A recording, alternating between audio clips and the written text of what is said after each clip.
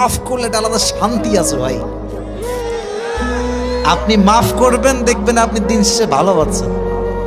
আর আপনি খালি ভাববেন যে আমি প্রতিশোধ দিব, ওরে আমি দেখে ছাড়বো, রিভেঞ্জ নিয়ে ছাড়বো, আপনি প্রতিশোধের আগুনে জ্বলে পড়ে ছারখার হয়ে যাবেন। So you have to forgive everyone from your heart. মন থেকে মাফ করবেন, হৃদয়ের প্রশান্তি দান করবে। একজন আওয়াজ দিয়ে বলেন, তিনি কে? মাফ করা শিখো। আর যুবকদেরকে বলবো, তোমরাও মাফ করা শেখো। বেঈমানদেরকে তোমরা আল্লাহর জন্য ছেড়ে দাও, আল্লাহ ওদেরকে দেখে নেবে ইনশাআল্লাহ। যারা প্রতারক, যারা বিশ্বাসঘাতক, যাদের কথা কাজে মিল নাই, এদের সাথে কোনো সম্পর্কের দরকার নাই। এদের জন্য আল্লাহ একাই যথেষ্ট। ঠিক কিনা বলেন যুবকেরা? আমরা তো বড় মনের মানুষ, আমরা তো ব্রড মাইন্ডেড পার্সোনালিটি বিলং করি। আমরা মাফ করে দিব, বাদ বাকি আল্লাহ ভরসা। ঠিক কিনা যুবকেরা? তাহলে প্রথম মেসেজ আজকের এই মাহফিলে, এই যে আমাদের হৃদয়টা আছে, এই হৃদয়ে কোনো হিংসা বিদ্বেষ থাকবে না, কারোর জন্য কোনো প্রতিশোধ থাকবে না। একটা সুন্দর হাদিস শোনাই। নবীজি বলেছেন, আমার জীবনের সবচাইতে বড় আমল কি তোমরা জানো? সাহাবা একরাম বলল, ইয়া রাসূলুল্লাহ, বলেন কি আমল যেটা সবচেয়ে বড় আমল? নবীজি বলেন, এটা কোনো তাহাজ্জুদ নয়, এটা কোনো দান নয়। ইন ইসতাতা'তা আন তুসবিহা ওয়া তুমসিয়া ওয়া লাইসা ফি কলবিকা গাশশুন লিআহাদিন ফাফআল যালিক ওয়া যালিকা মিন সুন্নতি ওয়া মান রাগিবা আন সুন্নতি ফালাইসা মিন্নি। নবীজি বলেন, আমার জীবনের সবচেয়ে বড় সুন্নাত আমল হচ্ছে তুমি এক রাত কিংবা একটা দিন এমন ভাবে অতিবাহিত করবে যে তোমার হৃদয়ে কারোর জন্য কোনো হিংসা বিদ্বেষ থাকবে না। এটাই আমার সবচেয়ে বড় আমল। সুবহানাল্লাহ পড়েন আপনারা। একজন সাহাবী যে সবাইকে মাফ করে দিত, নবীজি তার ব্যাপারে দুনিয়াতে তিনবার জান্নাতের সুসংবাদ দান করেছে। রংপুরের ভাইদের সুবহানাল্লাহ তো আসতে তো হইতে পারে না, জোরে সোরে সুবহানাল্লাহ পড়তে হবে তো। এজন্য আজ থেকে মাফ করব। রাজি আছেন তো ইনশাআল্লাহ?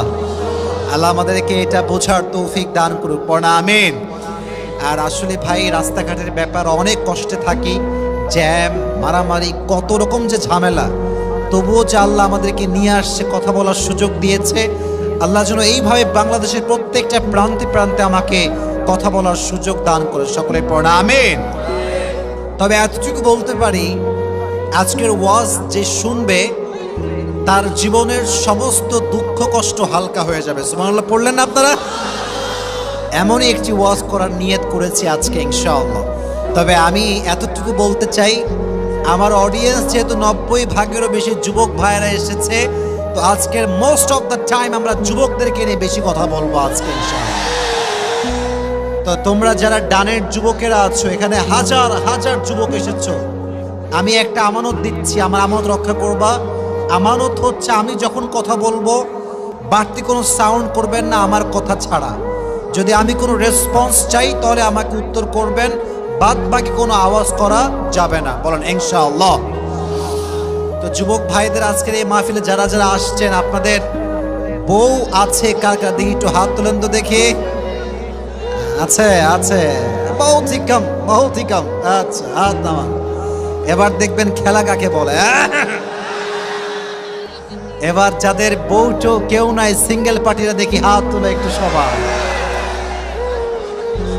সবাই বউ নাই সবার? Sure sure sure 100% confirm? আয় হায়, আল্লাহ সবাইকে দিনদার নেককার বউ দিদিক। সকলে পড়া আমিন। এই যারা আমিন কয় না, একটাও বউ পাবে না এরা। মন খুলে সকলে পড়া আমিন। দিনদার নেককার বউ আল্লাহর কাছে চাওয়ার দরকারটা যুবক ভাইয়েরা আছে না নাই?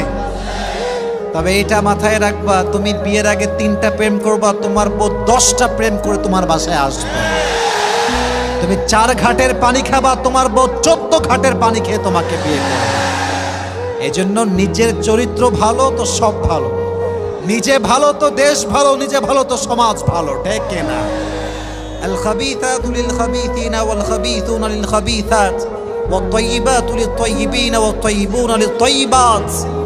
Allah has mentioned in this ayah, good character people, they will have good character people, and bad character people, they will have bad character people. যে ছেলে যেমন হবে তার বউ তেমন হবে। কথা ঠিক আছে কিনা যুবক ভাইরা, জোরে বলতে হবে। এজন্য আমরা প্রথমেই মাথায় রাখি এইটা, ভালো জীবন সঙ্গিনী পেতে চাইলে নিজেকে আমরা পবিত্র রাখবো। রাজি আছেন তো ইনশাআল্লাহ? আল্লাহ আমাদের যুবক ভাইদেরকে তৌফিক দান করুন, সকলে পড়া আমিন। আর যাদের বউ আছে, বউর একটু ভালোবাসেন আপনারা। এর কারণ হচ্ছে আমার একটা পেজ আছে আবরারুল হক আসিফ নামে ফেসবুকে, এটা আমার অরিজিনাল পেজ। হাজার হাজার বোনদের মেসেজ একটাই, যে স্বামী ভালোবাসে না, স্বামী খ্যাতের গোষ্ঠী খ্যাত। লেখে এমনিই লেখে যে আমার স্বামীর মতো খ্যাত হুজুর কেউ নাই, পুরো জীবনটা আমার জাহান্নাম হয়ে গেল। মাথায় রাখবেন, আপনি একজন মেয়েকে বিয়ে করে আসছেন মানে হচ্ছে আপনি একজন মেয়ে আনেন নাই, আপনি বাবার রাজকন্যাকে আপনার ঘরে নিয়ে আসছেন, ঠিক কিনা? অতএব যেই পুরুষ তার বউয়ের সঙ্গে রোমান্টিক হতে পারে নাই, সুন্দর ব্যবহার করতে পারে নাই, সে বীর পুরুষের সন্তান হতে পারে না। আল্লাহ প্রত্যেকটা বিবাহিত যুবককে তার বউকে যথার্থ মূল্যায়ন করার তৌফিক দান করুন, সকলে পড়া আমিন। শোনেন, একটা অভিজ্ঞতা বলি। জীবনে আল্লাহ তাআলা গোটা বাংলাদেশ ঘুরিয়েছেন, লক্ষ কোটি মানুষের ভালোবাসা পাওয়ার তৌফিক দিয়েছেন, সুযোগ দিয়েছেন, রহম করেছেন। তবে একটা বিষয় খুব ভালো করে বুঝে গেছি, দুনিয়ার টাকা পয়সা জনপ্রিয়তা it's nothing, it's just nothing. যার জীবনের সুন্দর উত্তম জীবন সঙ্গিনী আছে, তার দুনিয়া হলেও কি না হলেও কি তার কোনো পরোয়া নাই, ঠিক না? Life partner is the most important chapter in our life. মানুষের জীবনের জীবন সঙ্গীর মতো বড় গুরুত্বপূর্ণ অংশ আর কিচ্ছু হতে পারে না, ঠিক আছে যুবক ভাইয়েরা? আল্লাহ যেন আমাদের সবাইকে স্ত্রীকে মূল্যায়ন করার তৌফিক দান করে, পড়া আমিন। আজকের এই মাহফিলে মা বোনদের যায় কোন দিকে? হাফিজ ভাইরা কোথায়, কোন দিকে? ডান দিকে, মাদ্রাসার পেছনে। ওটা কি বড় জায়গা না ছোট জায়গা? অনেক বড় জায়গা। জায়গা নাকি হচ্ছে না শুনলাম। আচ্ছা বসে পড়েন, আমি দেখছি। আল্লাহ মা বোনদেরকে নেক হায়াত দান করে, পড়া আমিন। অনেক মা বোনেরা মাহফিলে এসে উল্টাপাল্টা খালি গল্প গুজব করে, ওয়াজ শুনতে চায় না। এই রিপোর্টটা আমার কাছে আসছে যে হুজুর আপনি ওয়াজ করেন ওই মাহফিলের প্যান্ডেলে, আর মেয়েরা ভেতরে ফেসবুক চালায়। খবরদার, আমি এটা জীবনের প্রথম আজকের এই মাহফিলে বললাম, আমি এর আগে কখনো এটা বলি নাই। রংপুরের প্রত্যেকটা মেয়েদেরকে, বোনদেরকে বলবো, মাদেরকে বলবো, please mobile phone turn off your phone right now, turn off your phone. কোনো মেসেজ চলবে না। আর অনেক যুবক আমি মেসেজ পাইছি আমার ফেসবুক পেজে যে হুজুর আপনি এখানে ওয়াজ করেন, আর যুবক ভিডিও করে তার গার্লফ্রেন্ডকে আপনার চেহারা দেখায়। यार ये कमाल की बात है, ये कहाँ आ गया यार, আজীব কথা। একজন সেদিন ফেসবুকে লিখেছে, হুজুর আমার বন্ধু আপনার কাছে গেছে ওয়াজ শুনতে যায়নি, ওর গার্লফ্রেন্ড আপনার ভক্ত আপনাকে দেখাইতে গেছে। এ দুনিয়া কোথায় গেছে? আমি ওয়াজ করি স্বামী স্ত্রীর জন্য, যে স্বামী তার স্ত্রীকে ভালোবাসবে, স্ত্রী স্বামীকে ভালোবাসবে, যে ভালোবাসে না সে বেঈমান। এই ওয়াজ স্বামী তার স্ত্রী শেয়ার দিয়ে বহু দূরের কথা, ওই বয়ফ্রেন্ড তার গার্লফ্রেন্ডকে শেয়ার মেরে দেয়। ওয়াজের ধাঁচ বুঝতে হবে, কথা বুঝতে হবে, বুঝবেন তো ইনশাআল্লাহ? আমার বোনেরা প্লিজ মেহরবানি করে মোবাইল ফোনটা অফ রাখবেন। আমি যা বলছি এটা গায়ে লাগতে পারে, বাট হক কথা বলতে আমরা কাউকে পরোয়া করে কথা বলি না। আল্লাহ প্রত্যেকটা মা বোনকে খাদিজার চরিত্রে চরিত্রবান হওয়ার তৌফিক দান করুন, পড়া আমিন। যুবকেরা, আমরা তো এখনই ওয়াজ শুরু করব মূল আলোচনার বিষয় থেকে। তবে একটা কথা বলতে চাই, মা বোনদের জন্য সম্মান আমাদের সকলের হৃদয়ে আছে না নাই? মেয়েরা অনেক শক্তিশালী, নারীরা অনেক শক্তিশালী, এতটা শক্তিশালী যে নারীর গর্ভ থেকে পুরুষের জন্ম হয়। নারীরা হচ্ছে সবচেয়ে পাওয়ারফুল। নারীদেরকে সম্মান করতে হবে। বাট আমার বোনেরা আমি দেখতে পাচ্ছি যে সম্মান, আত্মগৌরব ভুলে গিয়েছে। যেই মেয়ে জিন্সের প্যান্ট পরে রাস্তায় চলে আর নিজেকে মনে করে যে হাম কি হনুরে,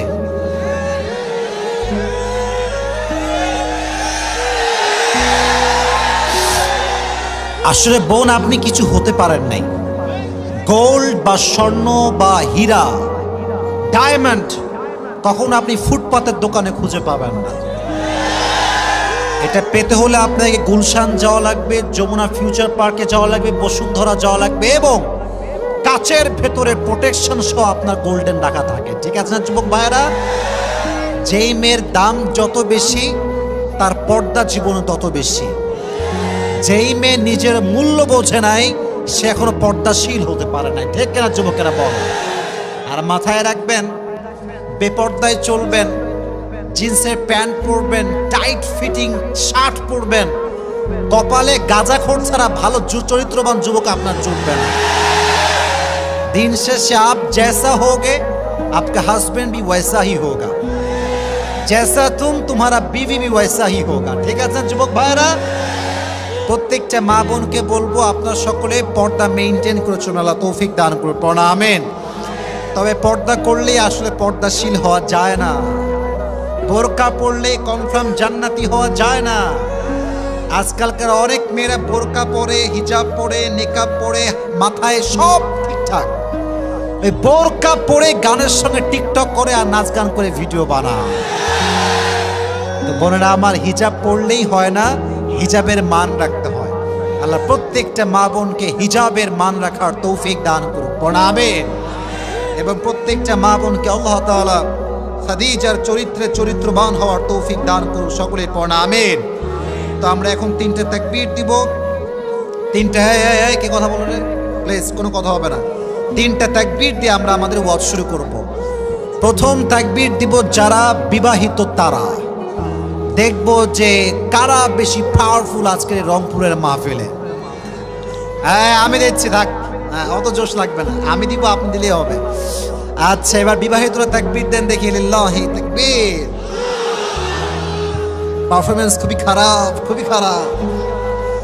আচ্ছা it's time for single people. সবাই রেডি? সিঙ্গেলরা আমি যেমনে কাশি দিই এমনি একটা কাশি দাও। হ্যাঁ এই তো গলা ক্লিয়ার হয়ে গেছে, এবার তাকবীর দাও, লিল্লাহি তাকবীর। ওরে আল্লাহ, বিবাহিতরা 90% নাম্বার পেয়ে ফেল করেছে। আল্লাহ যারা এত সুন্দর তাকবীর দিল, এরা এটাই বুঝিয়েছে এরা তাকবীরের অর্থ হচ্ছে তাকবীর নয়, এদের যে গলার জোর এটার অর্থ হচ্ছে এবারের সংগ্রাম বিয়ে করার সংগ্রাম। আল্লাহ প্রত্যেকটা যুবককে দিনদার বউ দিয়ে দিক, পড়া আমিন। এবার আমরা সবাই মিলে তাকবীর দিব, তারপরে আমরা আমাদের তাফসীর শুরু করব। এবার সবাই মিলে তাকবীর দিব, হ্যাঁ সবাই মিলে। Let's make the performance together, everyone please. লিল্লাহি তাকবীর। আমাদের হাত কোথায়? লিল্লাহি তাকবীর। আল কোরআনের আলো, আল হাদিসের আলো, কোরআন হাদিস যেখানে, আলেম ওলামা যেখানে, রংপুরবাসী যেখানে, জোরে বলেন আমিন। আজকে আমরা ইনশাআল্লাহ today we will talk about the sabr, we will talk about the patience. আজকে আমাদের আলোচনার সেন্ট্রাল থিম বা সাবজেক্ট ম্যাটারটা হচ্ছে ধৈর্য, সবর, patience.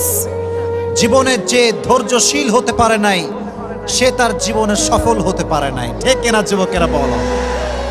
If you wanna get the ultimate success in your life, then you must have to be patient. যদি আপনি আপনার জীবনে সফল হতে চান, ধৈর্যশীল হওয়ার দরকারটা যুবক ভাইরা আছে না নাই? ভাইরে কিছু হয়নি এরকম চিল্লান কেন? আচ্ছা আমি বলি এই যে ক্যামেরাম্যানটা দিয়েছে হয়তো একটু কম দেখা যাচ্ছে, তবে মাথায় রাখবেন ক্যামেরাম্যান আছে বলেই আজকের এই মাহফিলে চতুর্পাশে যুবকদের গণজোয়ারের বাদ ভাঙ্গা জোয়ার নেমেছে। আমার ভিডিও দেখেই তো আপনারা আসছেন, সুযোগ দেন। আর আমি তো লম্বা মানুষ, চেয়ারও লম্বা, আমি ডান বাম হব, সবাই আমাকে দেখতে পাবে। প্লিজ কোনো আওয়াজ করবেন না। তাহলে আজকে আমাদের আলোচনার সেন্ট্রাল থিম বা সাবজেক্ট ম্যাটার হচ্ছে সবর। জোরে বলতে হবে, নামটা কি? তোমরা কথা বলো না কেন? বলেন সবাই মিলে বলেন সবর। এবার বলেন ধৈর্য। জীবনে সফল হতে লাগবে কি? বলবেন হুজুর এটা তো খুবই কমন ওয়ার্ড, সবর তো খুবই একটা ফেমাস শব্দ, সবাই জানে সবর করতে হবে। বাট সবরের একটা লেভেল আছে। কেমনে সবর করবেন? সাহাবা একরাম কেমন করে সবর করেছেন, নবীজির স্ত্রীরা কেমন করে ধৈর্য ধারণ করেছেন, নবীরা কেমন করে সবর ধারণ করেছেন, কোরআন থেকে জানা দরকারটা যুবক ভাইরা আছে না নাই, আছে না নাই? ধৈর্য হচ্ছে এমন একটা যন্ত্র যা কখনো ব্যর্থ হয় না, এমন একটা তীর যা কখনো লক্ষ্য ভ্রষ্ট হয় না। ধৈর্য এবং সফলতাকে আল্লাহ তাআলা এক এমন বিজয়ী সৈনিক বানিয়েছেন যা কখনো পরাজিত হয় না। সুবহানাল্লাহ পড়লেন না? ধৈর্য এবং সফলতা হচ্ছে সহোদর ভাইয়ের মতো। যে ধৈর্যশীল হবে সে সফল হবে, আর যে হাল ছাড়বে সে অসফল হয়ে যাবে। ঠিক কিনা যুবকেরা? ওয়াস্তাঈনু বিসসবরি ওয়াসসালাহ। আল্লাহ বলছেন তোমরা আমার কাছে সাহায্য চাও দুইটা জিনিসের মাধ্যমে, এক হচ্ছে ধৈর্য, দুই হচ্ছে নামাজ। বলেন যুবক ভাইরা, এক নম্বরে কি? বলেন জোরে, এক নম্বরে কি? দুই নম্বরে নামাজ। দুইটা জিনিস দিয়ে আমার কাছে সাহায্য চাও। তোমার সাহায্য চাওয়ার সঙ্গে সঙ্গে আমি আল্লাহর গায়েবী সাহায্য তোমার কাছে পৌঁছে যাবে। সুবহানাল্লাহ পড়ে। দিস ইজ দ্য সবর। এটা হচ্ছে ধৈর্য। সাহাবায়ে কেরামদের মাঝে কেমন ধৈর্য ছিল, নবীদের মাঝে কেমন ধৈর্য ছিল, কোরআন থেকে কিছু এক্সাম্পল আমরা জেনে নেব। আচ্ছা, এই বর্তমান সমাজে এমন কিছু লোক আছে না যে যখনই বলবেন ভাই কেমন আছেন, আর বললেন না ভাই জীবনটা তামা তামা হয়ে গেল। বলে না, বলে না, বলে না, বলে না। অনেক যুবক, কিরে বিয়ে হইল তোর? বিয়ে হয় না কেন? বলে কিসের বিয়ে মিয়া, ছাগা খেয়ে বেকা হয়ে গেছে। আমাদের কথার মাঝে কেমন যেন সবরের পরিচয়টা নাই। সবের যে হবে, ধৈর্যশীল যে হবে, যখনই তার সঙ্গে কেউ বলবে ভাই হাউ আর ইউ, কেমন আছেন, তার কোনো কথা ছাড়া সে প্রথমে বলবে আলহামদুলিল্লাহ। বলেন সবাই আলহামদুলিল্লাহ। কেউ যদি বলে তুমি কেমন আছো, ভাই আলহামদুলিল্লাহ অনেক ভালো আছি, এই যে বলবেন আমি ভালো আছি, আল্লাহ এতটা খুশি হয় বান্দার এই শুকরিয়ার কারণে যে আল্লাহ বান্দার সমস্ত দুঃখ কষ্টকে হালকা করে দেয়। সুবহানাল্লাহ পড়েন আপনার যুবক ভাইরা, সবাই সুবহানাল্লাহ পড়েন। এবার আসেন, অসুখে কেমন করে ধৈর্য ধারণ করবেন তার জ্বলন্ত প্রমাণ হচ্ছে আইয়ুব আলাইহিস সালাতু ওয়াস সালাম। ওয়া আইয়ুব ইয নাদা রাব্বাহু আন্নী মাসানি আয-যুররু ওয়া আনতা আরহামুর রাহিমিন। যখন আইয়ুবকে একটি রোগে ধরে বসলো, এদিকে তাকান আমার বডির দিকে, আইয়ুবের পা থেকে পচন শুরু হয়েছে, পা পচে গেছে, পেট পচে গেছে, অবস্থা খুবই খারাপ। এমন করে আসতে আসতে যখন জবান পর্যন্ত আসছে, আইয়ুব বলছে আল্লাহ সব নষ্ট হোক আমি রাজি আছি, বাট যে জবান দিয়ে তোমার জিকির করি এই জবান নষ্ট হলে আমি চুপ থাকতে পারবো না। সুবহানাল্লাহ পড়লেন না? তবে ধৈর্য কাকে বলে? তিনি কোনো অভিযোগ করেন নাই যে আল্লাহ তুমি কি মানুষ পাইলে না, আমার মতো নবীকে তুমি এই রোগ দিয়েছো। তিনি বলেন নাই, তিনি বলেছেন ওয়াইয়ুব ইয নাদা রাব্বাহু আন্নী মাসানি আয-যুররু ওয়া আনতা আরহামুর রাহিমিন। আইয়ুব আলাইহিস সালাতু ওয়াস সালাম বলছে আল্লাহ আমি তো রোগাক্রান্ত হয়ে গিয়েছি, আমি তো বিপদগ্রস্ত হয়ে গিয়েছি, এবং তুমি সবচাইতে দয়াময়। আওয়াজ দিয়ে বলেন তো তিনি কে? কথার ধরন দেখেন যে আল্লাহ আমি তো বিপদগ্রস্ত আর তুমি তো দয়াময়। এর অর্থ হচ্ছে আল্লাহ তোমার মতো দয়াময় সত্তা আমার মতো বান্দায় কষ্টে রাখতে পারে না। সুবহানাল্লাহ পড়লেন না? ফাস্তাজাবনা লাহু ফাকাশাফনা মা বিহি মিন দুররি ওয়া আতাইনাহু আহলা ওয়া মিথলাহুম মাআহুম রাহমাতাম মিন ইনদিনা ওয়া যিকরা লিল আবিদিন। আইয়ুব আলাইহিস সালাতু ওয়াস সালাম দোয়া করার সঙ্গে সঙ্গে আল্লাহ তাকে পরিপূর্ণ শিফায়ে আজরা কামেলা দান করলেন। অতএব অসুখ আসলে ধৈর্যহীন হবেন না, দোয়া করবেন একজনের কাছে। আওয়াজ দিয়ে বলেন তো তিনি কে? এবার আসেন, হাদিস শুরু করছি, কিন্তু আমার মনোযোগ আছে, আপনাদের থাকতে হবে। আমি আমার মানি ব্যাগটা একটু বের করছি, রংপুরে আসছি, আজকে পুরস্কার না দিয়ে গেলে আজকের মাহফিলটা আমাদের জমবে না। ঠিক কিনা যুবকেরা বলো? টাকা পয়সা একটু আগে বিকাশ থেকে তুলছি, নগদ টাকা পকেটে রাখা আছে, ঠিক আছে? তা আমার ওয়াজটা শুরু হয়েছে, আলোচনার মূল বিষয়বস্তু ছিল কি? সবাইকে বলতে হবে, বলেন কি ছিল? আমি যেই যেই চ্যাপ্টারগুলো শেয়ার করব, যুবকেরা আমার আই কন্ট্যাক্ট খেয়াল করবে। যদি কোনো যুবক এগুলোকে শেষে গিয়ে দাঁড়িয়ে বলতে পারে আমার প্রশ্ন অনুযায়ী, তার জন্য আমি আজকে পুরস্কার দিয়ে যাব, স্পেশাল পুরস্কার। রাজি আছেন তো ইনশাআল্লাহ? তাহলে আইয়ুব আলাইহিস সালাতু ওয়াস সালাম অসুখে ভুগেছেন, ধৈর্য হারিয়েছেন না ধৈর্যশীল ছিলেন? ধৈর্যশীল থাকার কারণে তার দোয়ার বদৌলতে তাকে তার অসুখ থেকে মুক্তি দান করেছে একজন। আওয়াজ দিয়ে বলেন তিনি কে? এবার যুবকেরা সবাই বলেন তো আমার প্রিয় নবীর প্রথম যিনি স্ত্রী ছিলেন, মাশাআল্লাহ, নাম ছিল কি? রাদিয়াল্লাহু তাআলা আনহা। উনি কি আনম্যারিড ছিলেন না ডিভোর্স ছিলেন? ডিভোর্সড ছিলেন। উনি কুমারী নারী ছিলেন না। তো ওনার যে স্বামীগুলো মারা গেছে, প্রায় 2 থেকে 3টা স্বামী মারা গেছে। আমার বোনেরা বুঝবে, যার স্বামী খারাপ তার পুরো জীবনটার নাম হচ্ছে একটা জাহান্নাম, আর যার বউ খারাপ তার জীবনটার একটা নাম হচ্ছে জাহান্নাম। যুবকেরা ঠিক আছে কিনা বলো? খাদিজা রাদিয়াল্লাহু তাআলা আনহা যখন তার স্বামীগুলোকে হারিয়ে ফেললেন, she started to think that I will never ever get married again. উনি ভাবতে লাগলেন যে تقرر خديجة أنها لن تتزوج مرة أخرى. উনি আর কখনো বিয়েই করবেন না, এটাই আমার শেষ, আমার স্বামী সব মারা গেছে, আমি কখনো বিয়ে করব না। তো দেখেন, এদিকে তাকান, হাদিসগুলো মনোযোগ দিয়ে শুনতে হবে। খালি ঠিক বেঠিক, ক্যামেরা নামাও, লাইট ঘটাও, এই করো সেই করো, এগুলোর নাম কিন্তু ওয়াজ না। আর মাথায় রাখবেন, একটা ওয়াজের সফলতা লোকের মাধ্যমে হয় না, যে লক্ষ লক্ষ যুবকের ঢল নেমেছিল না। This is not a success of lecture, this is not a success of ওয়াজ মাহফিল। মাহফিল তো সফল হবে তখন যখন আমার কথার দ্বারা আপনার জীবন পরিবর্তন হবে। Keep quiet and keep silent. Khadija রাদিয়াল্লাহু তাআলা আনহা একদিন ঘুমিয়ে আছেন, হঠাৎ করে স্বপ্নে দেখছেন চতুর্পাশ অন্ধকার, আমাবস্যার রাতের মতো অন্ধকার, বাট আকাশে একটা চাঁদ ঝলমল ঝলমল ঝলমল করছে।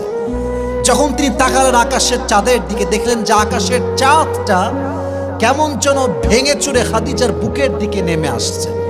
আর যখন চাঁদটা জমিনে নেমে আসছে, এই আমাবস্যার রাত জ্যোৎস্নার মতো আলোকিত হয়ে গিয়েছে। সুবহানাল্লাহ। তো আসতে পড়লেন, জোরে সোরে সুবহানাল্লাহ পড়লেন না? স্বপ্ন দেখার সঙ্গে সঙ্গে খাদিজা রাদিয়াল্লাহু তাআলা আনহার ঘুম ভেঙে গিয়েছে। ঘুম যখন ভেঙে গিয়েছে, তিনি সঙ্গে সঙ্গে উঠে ওয়ারাকা বিন নাফিলের কাছে গিয়েছেন, তার চাচা হয়, স্বপ্নের ব্যাখ্যা কারক ছিলেন তিনি।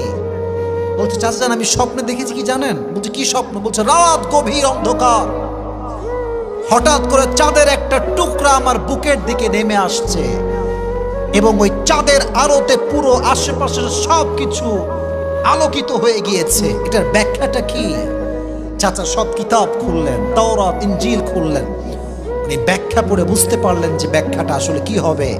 উনি বললেন, তোমার বুকে যেই চাঁদটা আসছিল, ওই চাঁদটা হচ্ছে শেষ নবী, প্যারা নবী, বিশ্ব নবী মুহাম্মদুর রাসূলুল্লাহ সাল্লাল্লাহু আলাইহি ওয়াসাল্লাম। উনি বললেন যে মানে এর অর্থটা কি?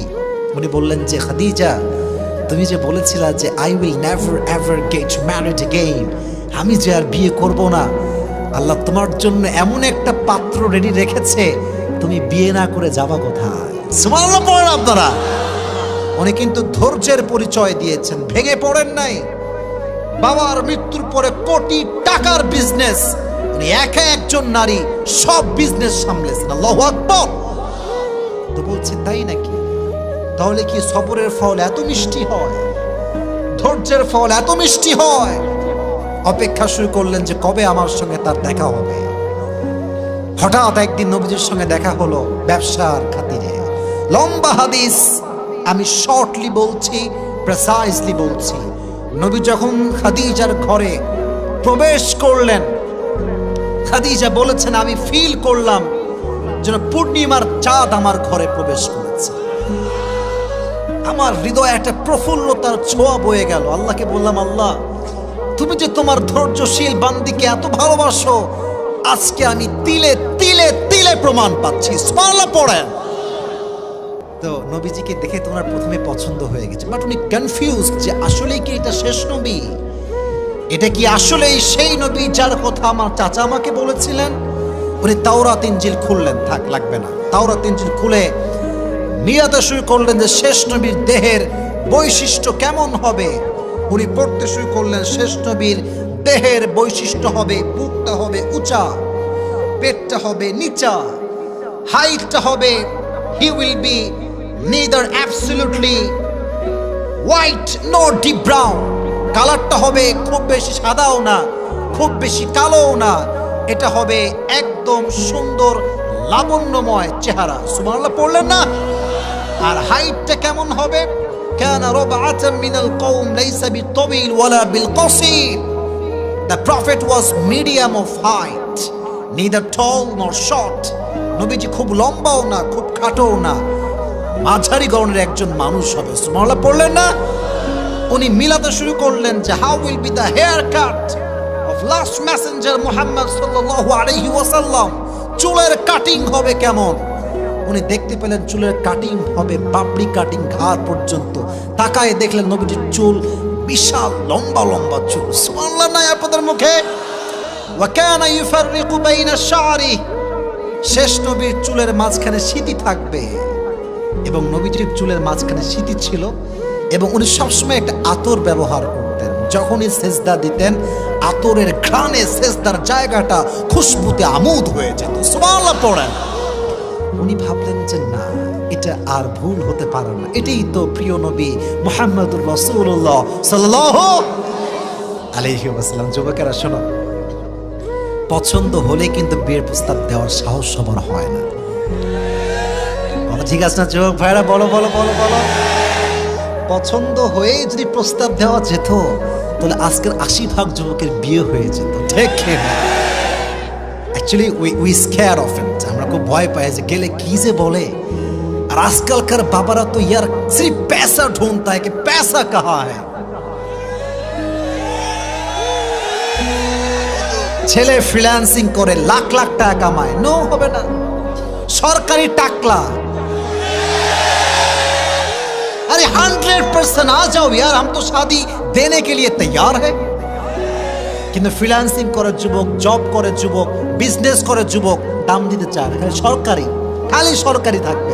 আর সরকারি থাকলে মাথায় চুল আছে কিনা দে ডোন্ট কেয়ার অ্যাবাউট ইট।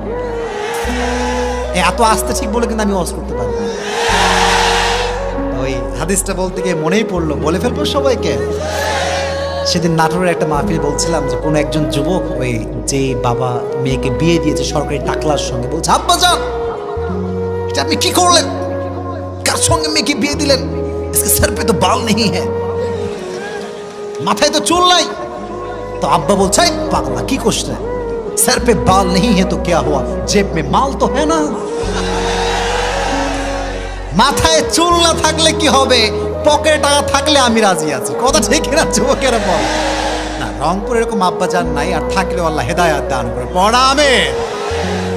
তো খাদিজা কেমনে প্রস্তাব দিবে? ধৈর্যের পরিচয় তো দিয়েছে, লম্বা সময় বিবাহ করে নাই, সবর করেছে আল্লাহ কবে দিবে আমাকে life partner, the best life partner কবে আসবে। তো কেমনে বিয়ের প্রস্তাব দেওয়া যায়, এটা টেকনিক শিখে নাও। কাউরে ভাল লাগলে নিজে যাওয়ার আগে অন্য কাউকে পাঠাবা, যদি পরিস্থিতি ভালো মনে হয় তারপরে তুমি যাবা, না কিন্তু মায়ের কপালে আছে তোমার। ঠিক না? তো খাদিজা রাদিয়াল্লাহু তাআলা আনহা নিজে প্রস্তাব দেন নাই, তার একজন বাদী ছিলেন, তার নাম ছিল নাফিসা।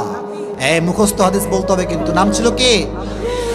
নাফিসাকে বলছে, নাফিসা শোনো, এই ব্যক্তিকে আমার বড্ড পছন্দ, আমি তাকে স্বামী হিসেবে গ্রহণ করতে চাই, বাট প্রস্তাব দেওয়ার সাহস নাই, please help me, I need your help, একটু সাহায্য করো আমাকে। বলছে তাই নাকি, আমি তো আপনার বান্দি, কোনো সমস্যা না, আমি যা বলবেন তাই রাজি আছি।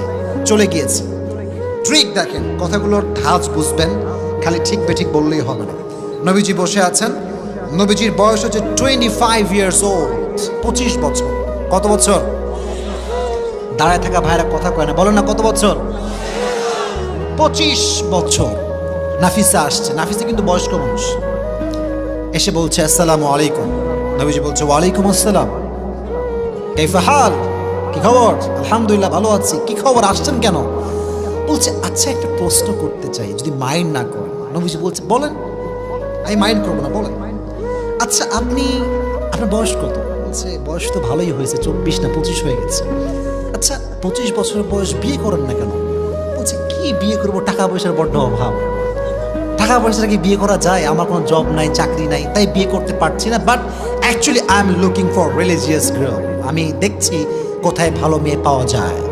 তো নাফিসা বলছে, তার মানে আপনার কাছে ল্যাকিং অফ মানি, রাইট? বলছে হ্যাঁ, lacking of money, lacking of job, business. আমি খুবই অভাবী একজন যুবক। আচ্ছা, একটা কথা বলে রাগ করবেন না তো? বলছে বলেন, কি সমস্যা বলেন।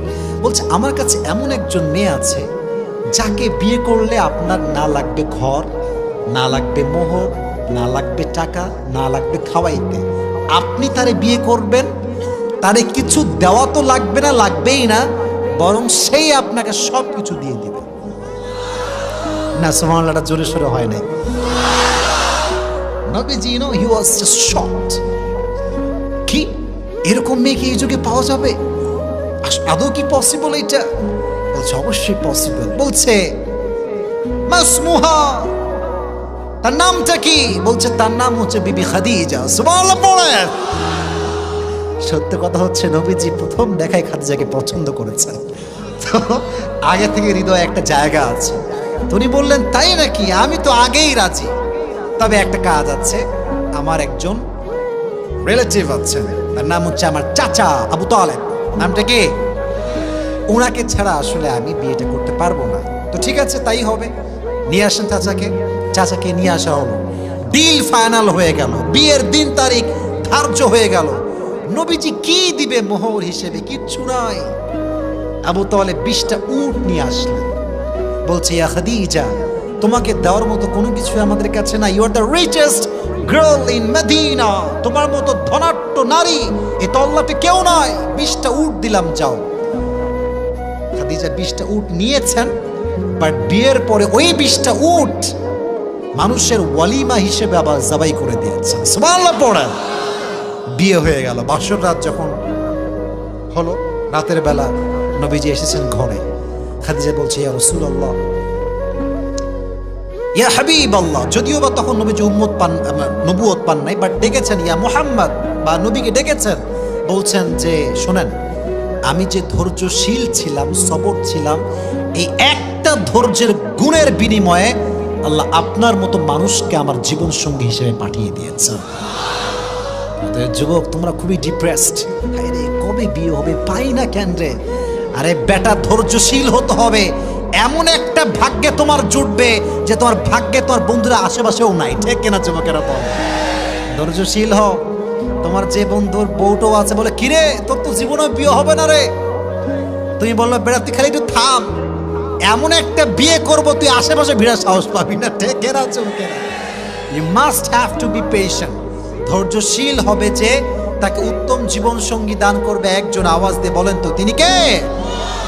এবার আসেন, অভাবের ক্ষেত্রে কেমন করে ধৈর্যশীল হবেন এটার জন্য প্রশ্ন করতে হবে। বলেন তো, নবীজির একজন মাত্র কলিজার টুকরা মেয়ে ছিল যার দ্বারা নবীজির বংশ বিস্তার পেয়েছে। Right right right. নাম বলেন। ফাতিমা রাদিয়াল্লাহু তাআলা আনহা, তার দুটি সন্তান ছিল। তার নাম ছিল কি? হাসান এবং হুসাইন। এবার বলেন, হাসান এবং হুসাইনের আব্বার নাম ছিল কি? সর্বনাশ। মারহাবা বলেন আপনারা সবাই। অডিয়েন্স দেখছেন আমার? সব কাট টু কাট জবাব দিচ্ছে। এরকম অডিয়েন্স থাকলেই তো ওয়াজ করে মজা পাওয়া যায়। ঠিক কিনা যুবকেরা? বল। দেখেন অভাবে ধৈর্যশীল কেমন করে হবেন। এবং আমি ওয়াজটা এই জন্য করছি, হাজার হাজার যুবক আজকে রংপুরের মাটিতে আমরা এসেছি। Maximum people we are from middle class family. আমরা মধ্যবিত্ত পরিবারের সন্তান। তবে এটাতে আমাদের কোনো আফসোস নেই, আক্ষেপ নেই।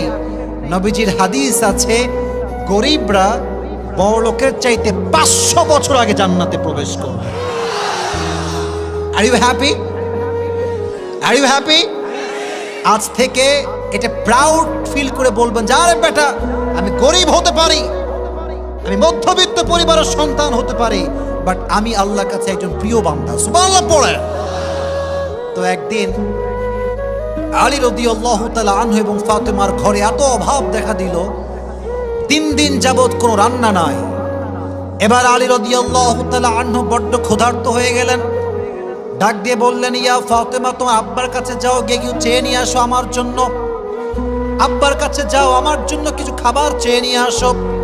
ফাতেমা রাদিয়াল্লাহু তাআলা আনহা বাধ্য হয়ে বের হয়ে গেলেন, বাবার কাছে গেলেন, ডাক দিয়ে বলছেন, আব্বা জান, ইয়া রাসূলুল্লাহ, ইয়া হাবিবাল্লাহ, 3 দিন যাবত বাসায় কোনো রান্না নাই, আমাকে কিছু দান করেন।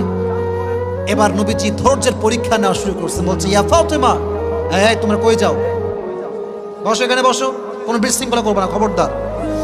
বলছে, ইয়া ফাতেমা, শোনো, আমার কাছে 5টা দোয়া আছে আর 5টা বকরিয়া আছে, which one you wanna take? তুমি কোনটা নিবা? ধৈর্যের পরীক্ষা। ফাতেমা বলছে, আব্বা জান, আমার 5টা বকরি লাগবে না, আমাকে 5টা দোয়া শিখাই দিলেই আমি খুশি। যারা সুবহানাল্লাহ পড়লেন না, তো দোয়াগুলো আপনারাও পাঠ করেন, সকলেই বলেন, ইয়া আউয়ালাল আউয়ালিন, না এটা আসতে হয়ে গেছে, ইয়া আউয়ালাল আউয়ালিন, ইয়া আখিরাল আখিরিন, ইয়া যাল কুওয়াতিল মাতিন, ইয়া রাহিমাল মাসাকিন। এবার জোরে সোরে সকলেই পড়েন, ইয়া আরহামার রাহিমিন।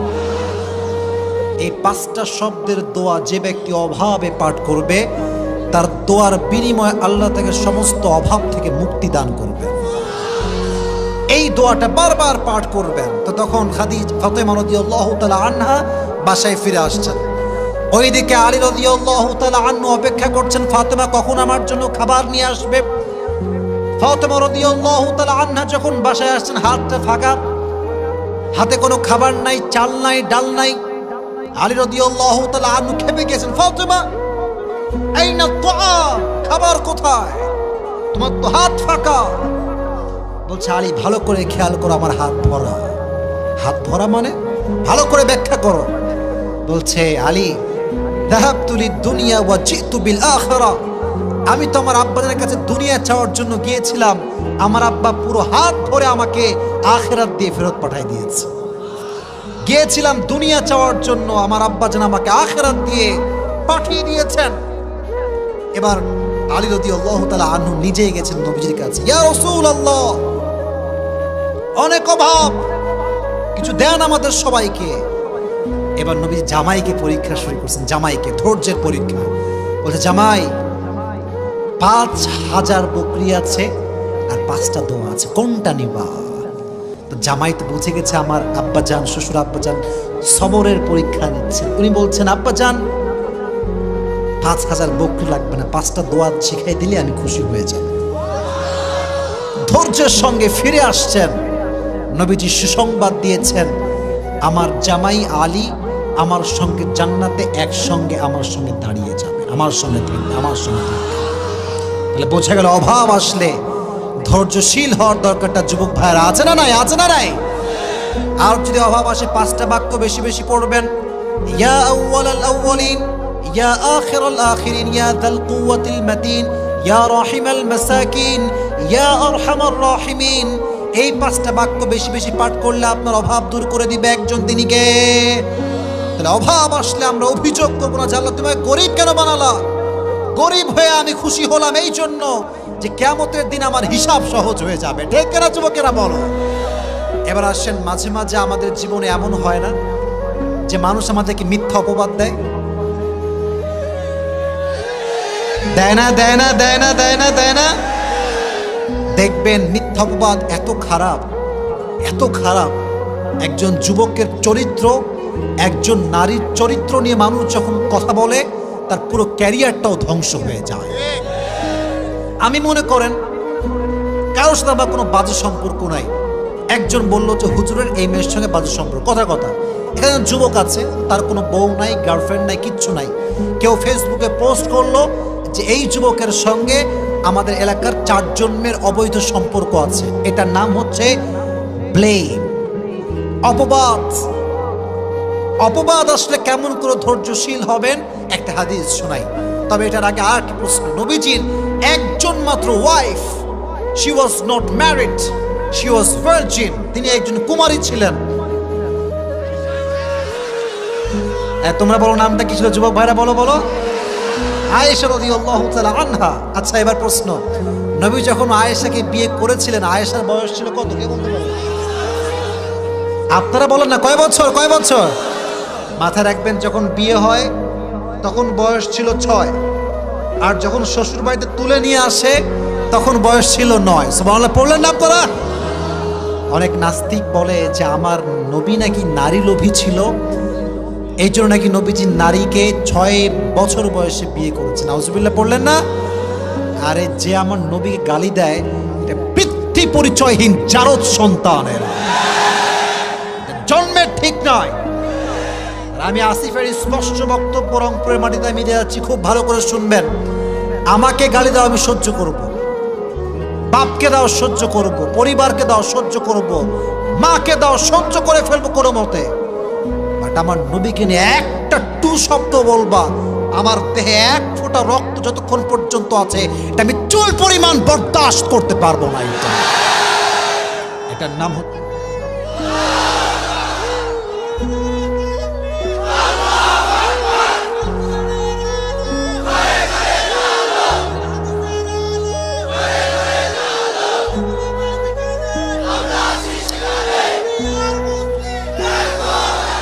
আমাদের স্পষ্ট কথা, আমাদের স্পষ্ট কথা, নবীকে আমরা ভালোবাসি।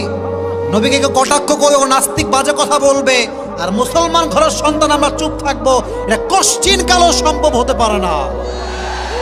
প্রয়োজনে আমরা জীবন দেব, রক্ত দেব, নবীর ইজ্জতকে আমরা রক্ষা করে ছাড়বো, ঠিক কিনা?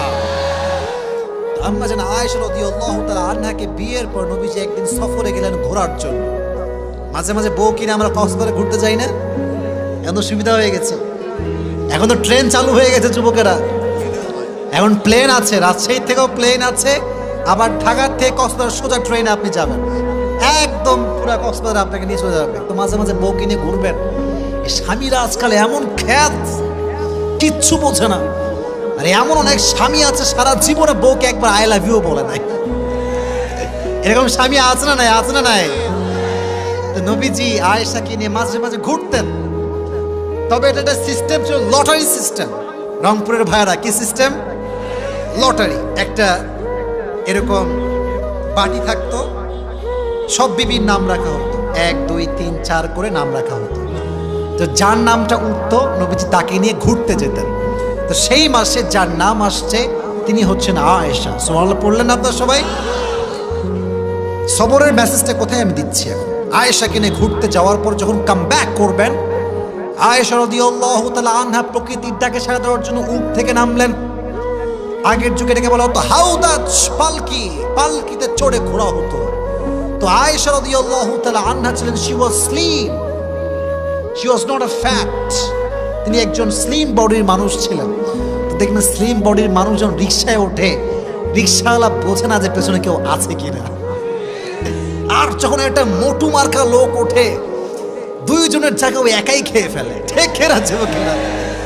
তো আয়েশা রাদিয়াল্লাহু তাআলা আনহা ছিলেন স্লিম। কেন বললাম একটু সামনে বুঝবেন যে আমি কেন এটা শেয়ার করলাম। তো যখন উনি প্রকৃতির ডাকে সাড়া দেওয়ার জন্য নেমে গেছেন, ওই সাহাবী দূরে গিয়েছে, ওইও প্রকৃতির ডাকে সাড়া দেওয়ার জন্য গিয়েছে। তো যখন ফিরে আসছে, যেহেতু এটা উটের হাউদাজ, পালকি, পালকিতে কি নামানো থাকে? পর্দা। বলেন কি থাকে? ভেতরে কিছু সহজে দেখা যায় না। তো ওই সাহাবী ভেবেছে যে আয়েশা মনে হয় ঢুকে গিয়েছে, বসে পড়েছে, চিকন মানুষ তো বোঝা যায় না। তো সে উট নিয়ে চলে আসছে।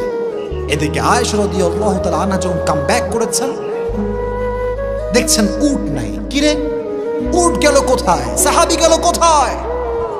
মরুভূমির এরিয়া, কোথাও কেউ নয়। আয়েশা বুঝে গেলেন যে সে ভুল বুঝে চলে গেছে। এবার তিনি একটা চাদর বিছালেন, চাদর বিছিয়ে মুড়ি দিয়ে শুয়ে পড়লেন মরুভূমির মাঝে। ওই সফরে একজন সাহাবী, তার নাম হচ্ছে আব্দুল্লাহ ইবনে মুআত্তাল রাদিয়াল্লাহু তাআলা আনহু, তাকে নবীজি দায়িত্ব দিয়েছেন লস্ট অ্যান্ড ফাউন্ডের। যখন আমরা পিকনিকে যাই দেখবেন মাইক নেই, এই ছাত্ররা উঠে পড়ো বাসে, কে কোথায় আছো উঠে পড়ো, দায়িত্ব থাকে যে কেউ মিসিং না হয়ে যায়। তো আব্দুল্লাহ ইবনে মুআত্তাল যখন বুঝতে পারলো আয়েশা নেই, তখন তিনি চলে গেলেন খোঁজার জন্য। দেখলেন যে উনি এভাবে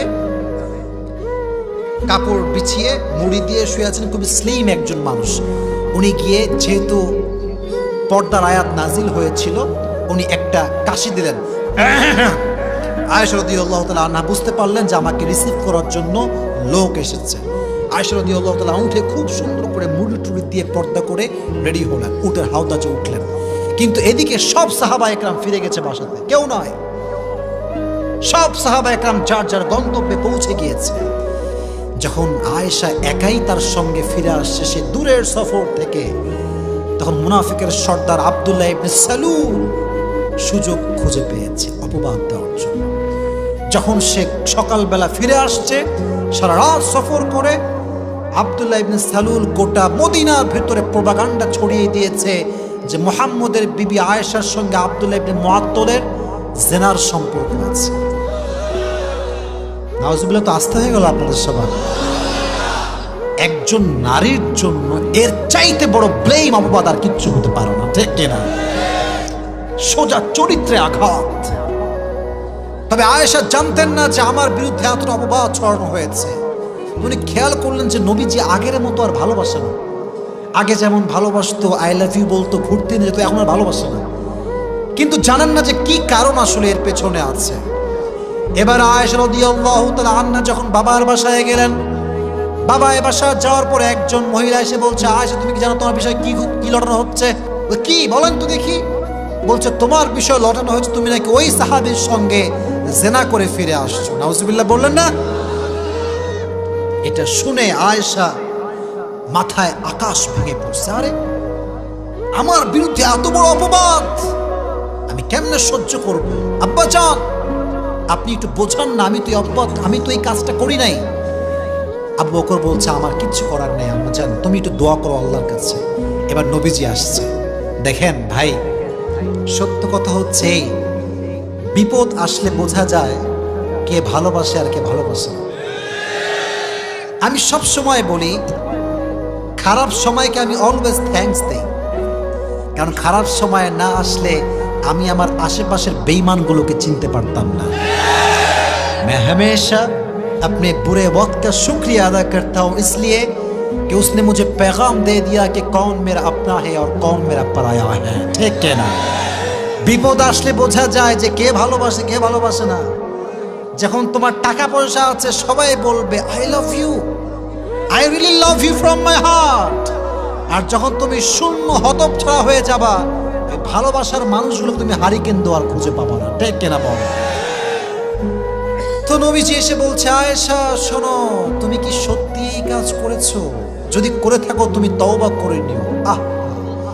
এই কথা শুনে আয়েশা এত কষ্ট পাইছে।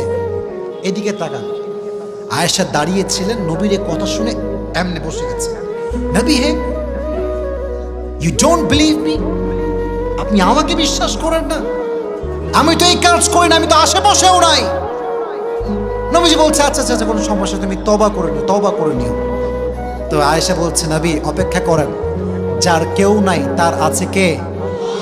যার কেউ নাই তার আছে কে? অপেক্ষা করেন, আমি ধৈর্যশীল হলাম।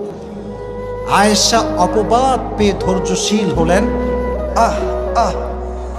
আয়েশার চরিত্রকে নিষ্কুলুষ প্রমাণ করবার জন্য, আয়েশা যে চরিত্রবান নারী, চরিত্রহীন নারী নয়, পবিত্র নারী, এটার ঘোষণা করবার জন্য আল্লাহ কোরআনে আয়াত নাযিল করে দিলেন।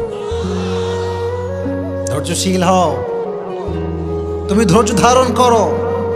যে তোমাকে ব্লেম দিচ্ছে, অপবাদ দিচ্ছে, আল্লাহ তাকে এমন শিক্ষা দিবে, আগে বলছে তোমার পা ধরে ক্ষমা চাইতে বাধ্য হয়ে যাবে, ঠিক কিনা? Wait for the right time. কে অপবাদ দিলে you don't need to explain yourself who you are and where you came from, just wait for the right time. সময় মানুষকে বলবে যে তার পরিচয় আসলে কি, ঠিক কিনা যুবকেরা বলো? অপবাদ আসলে আমরা ধৈর্যশীল হব আয়েশা রাদিয়াল্লাহু তাআলা আনহার মতো। এখন কথা হচ্ছে ভাই, সবরের হাদিসের কোনো শেষ নাই, অনেক হাদিস আছে। আমাকে বলা হচ্ছে 12:30টার মধ্যে শেষ করতে হবে। আচ্ছা, আমি যদি আরো 5টা মিনিট ওয়াচ করি আপনারা কি বিরক্ত হয়ে যাবেন নাকি? তবে এতটুকু শুকরিয়া জানাই যে আপনাদের মতো অডিয়েন্স পাওয়া হচ্ছে একজন সৌভাগ্যবান ব্যক্তির বিষয়। এরকম অডিয়েন্স পাওয়া খুবই মুশকিল। আর আপনাদের যে সাউন্ড, এটা বারবার প্রমাণ করে রংপুরের সন্তানরা সব বীর পুরুষের সন্তান আমার সামনে বসে আছে। রংপুর মানে হচ্ছে একটা ইতিহাস। আমি এর আগে একবার রংপুরে আসলাম, বুড়ির হাট না কোথায়, আমি দেখেছি যুবকদের যে ভালোবাসা এ টাকা দিয়ে কিনে পাওয়া যায় না, ঠিক কিনা বলো যুবক? তো এই ভালোবাসা আপনারা আজকে আবারও প্রমাণ দিয়েছেন। তবে প্রমাণ হবে তখন আমি একটা শেষ হাদিস বলবো, এটা বলে আমি আবার রিপিট করব, যে বলতে পারবে তাকে পুরস্কার দিয়ে দোয়া করে আমরা বাসায় যাব। রাজি আছেন তো ইনশাআল্লাহ? ওই একজন কয়ে যাবে, যে একজন মাত্র রুমালওয়ালা, have a seat, sit down, বসে পড়ো। কাহা যা রা ইয়ার, ইয়ে হেড যাও, হয়ে যায়, বসো। হ্যাঁ, এই তো বসছে। আচ্ছা, মাশাআল্লাহ। শোনেন, দুই একজন লোকের ওয়াশরুমের চাপ লাগতেই পারে, it's not a big deal, but একটা মাথায় রাখতে হবে, আজকের বেশিরভাগ শ্রোতা আমাকে দেখার জন্য আসে নাই, কোরআনের তাফসীর শুনবার জন্য তারা এসেছে। যারা শুধুমাত্র বক্তার চেহারা দেখার জন্য আসে, তারা 12:30 পর্যন্ত থাকে না।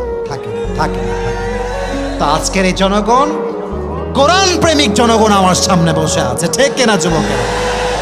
তাহলে অপবাদ দিলে কি আমরা ভেঙে পড়বো না ধৈর্যশীল হব? তোমাকে তোমার বন্ধু বলবে, কিরে কয়টা গার্লফ্রেন্ড তোর? বলবি ভাই না, এগুলো আছে, তোর আছে আমি জানি, তোমার ব্যাখ্যা দেওয়ার কোনো প্রয়োজনে, তোর যা মন চায় তুই ভাব, আমার আল্লাহ জানে যে আমি কেমন, ঠিক কিনা যুবকেরা? এবার আসেন আরেকটা হাদিস, এবং এটা হচ্ছে আমার শেষ হাদিস। এটা শুনিয়ে আমি আমার আজকের ওয়াজের ইতি টানবো। তবে আমি চাচ্ছি শেষ হাদিসটা এতক্ষণ যেমন মনোযোগ ছিল, শেষ হাদিসে মনোযোগ থাকবে তো ইনশাআল্লাহ? এবার আসেন একটা শেষ হাদিস বলছি। বলেন তো, কোরআনে একজন নবীর নাম আছে, যেই নবীকে মাছ তার পেটে নিয়েছিল। কোরআনে এই নাম আছে না নাই?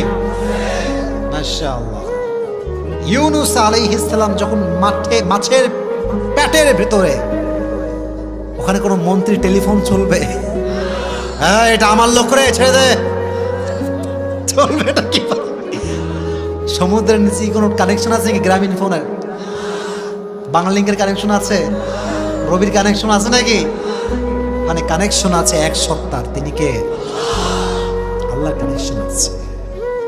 উনি বললেন, আল্লাহ আমি তো শেষ, I am in danger, and you are the most merciful, the most gracious, the most kindful. আমি পড়ছি বিপদে, তুমি তো দয়াময়, দেখো না।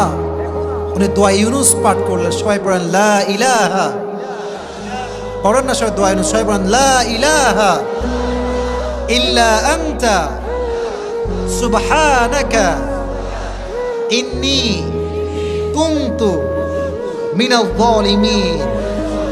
আল্লাহ রে বাঁচাও, আল্লাহ বাঁচাও, আমি শেষ, মাছের পেটে আমারে কেউ উদ্ধার করতে পারবে না। আল্লাহ বলছে, কেউ না পারলে আমি তো পারবো। মাছ দোয়া পাঠের সঙ্গে সঙ্গে ধৈর্য নিয়ে সে বসে আছে মাছের পেটে। এমন একটা বমি করেছে মাছটা জলের ভেতর থেকে, একটা বমিতে ইউনুস আলাইহিস সালাতু ওয়াস সালাম একদম মাটির উপরে এসে পড়ছে। সুবহানাল্লাহ পড়লেন না? এই যে ইউনুসকে মাছের পেট থেকে রক্ষা করেছেন ধৈর্যের কারণে একজন, তিনি কে? বলেন না, বলেন না, বলেন না। বিপদে আপদে দোয়া ইউনুস বেশি বেশি পাঠ করবেন, দেখবেন আপনার সমস্ত বিপদ আল্লাহ হালকা করে দিবে। রাজি আছেন তো ইনশাআল্লাহ? তাহলে আজকের ওয়াজের সারাংশ, summary of the lecture is, in every kind of situation you must have to be patient. There is no alternative way of sabr. If you want to get the ultimate success in your life, then there is no alternative way of sabr. যে ধৈর্যশীল হয়েছে তার সফলতা আল্লাহর পক্ষ থেকে চূড়ান্ত হয়ে গিয়েছে, ঠিক কিনা? তো জীবনের প্রতিটা ধাপে ধাপে ধৈর্যশীল হওয়ার দরকারটা যুবকরা, আব্বাজানরা আছে না রাই? তাহলে এবার আসেন, আমি আমার ওয়াজ পুরোটা রিপিট করছি, what ever I have said before. তাকবীর দেন সবাই, লিল্লাহি তাকবীর। হাত কোথায়? লিল্লাহি তাকবীর। আল কোরআনের আলো, আল হাদিসের আলো। মাশাআল্লাহ। এবার আমাকে শুধু জবাব দিবেন আমি যে প্রশ্ন করি, তারপরে একজন যুবককে আমি দাঁড় করাবো যে আমাকে পুরস্কার নেওয়ার জন্য সহযোগিতা করবে, তাকে পুরস্কার দেওয়ার জন্য। রাজি আছেন ইনশাআল্লাহ? আজকে আমাদের আলোচনার সেন্ট্রাল থিম বা সাবজেক্ট ম্যাটার ছিল সবর। বলেন, নাম ছিল কি? This is Arabic word. Bangla হচ্ছে ধৈর্য, ইংলিশ হচ্ছে পেশেন্স। ধৈর্যশীল হতে হবে, মাথায় রাখবেন। পেশেন্ট মানে ধৈর্যশীল, আবার পেশেন্ট মানে কিন্তু রোগীও হয়। কথা ঠিক আছে না? এখন বলবেন যে হুজুর দুইটা শব্দের অর্থ একই হচ্ছে, পেশেন্ট মানেও রোগী, পেশেন্ট মানে আবার ধৈর্যশীল। এখানে বুঝতে হবে রোগী মানেই হচ্ছে ধৈর্য ছাড়া আর কোনো গতি নাই। ঠিক আছে না যুবক ভাইরা? বলো বলো। আপনার সবাই শেখ আহমদুল্লাহ হুজুরের নাম শুনছেন না? সেদিন তিনি বললেন যে আমি মেডিকেলে ছিলাম, আমার একটা অপারেশন হবে, তো আমি খুব টেনশন যে মনে হয় আমি আর বাঁচবই না, সব ডাক্তার আমাকে ঘিরে আছে। তো একজন নার্স আসছে, বলছে যে হুজুরের কি হয়েছে? তো আরেকজন নার্স বলছে হুজুরের এই রোগটা হয়েছে। তো বলছে কি এই রোগ? এটা কোনো রোগ হইল? এত ভয় পাচ্ছে কেন এই লোকটা? তো শায়েখ আব্দুল এটা শুনে এত লজ্জা পাইছে যে আমি এত ভয় পাচ্ছি আর এ কয় কোনো রোগই না। বলছে আমাকে চিকিৎসা করে যেই পরিমাণ তারা সুস্থ করতে পারে নাই, ওই একটা কথায় আমি তার চেয়ে বেশি সুস্থ হয়ে গেছি। তার মানে কি জানেন? রোগী যে হবে তার ডিপ্রেসড হওয়া যাবে না, হতাশ হওয়া যাবে না। যত সহজে নিবেন জীবন তত সহজ হয়ে যাবে, আর যত কঠিন করবেন জীবন তত বেশি কঠিন হয়ে যাবে। ঠিক কেনা চুপ কেনা?